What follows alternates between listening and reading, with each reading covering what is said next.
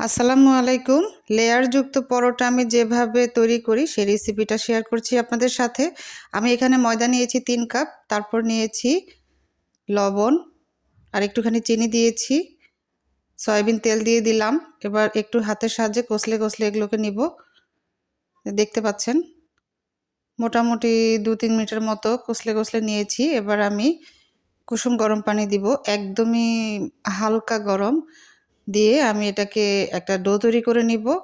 ডোটা খুব বেশি শক্তও হবে না, আবার খুব বেশি নরমও হবে না, মিডিয়াম অবস্থায় থাকবে। ঢেকে ২০ মিনিটের মতো রেখে দিলাম।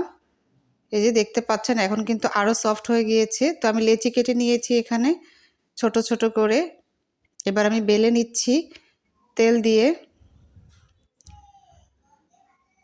তারপর এখানে আমি এবার সয়াবিন তেল দিয়ে দিলাম একটুখানি, এর মধ্যে আবার একটু ময়দা ছিটিয়ে দিব।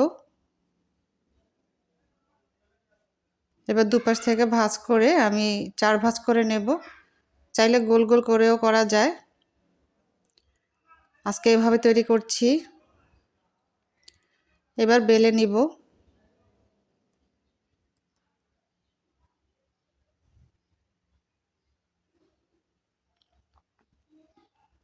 দেখতে পাচ্ছেন আমি কিন্তু তাওয়াটা আগেই দিয়ে দিয়েছিলাম গরম হতে। তো এবার আমি উল্টে পাল্টে এগুলোকে ভেজে নিচ্ছি।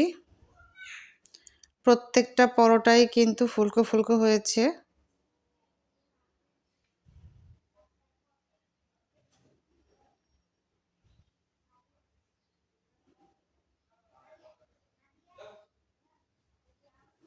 এপাশ ওপাশ ভালোভাবে ভেজে তারপর তুলে নিব।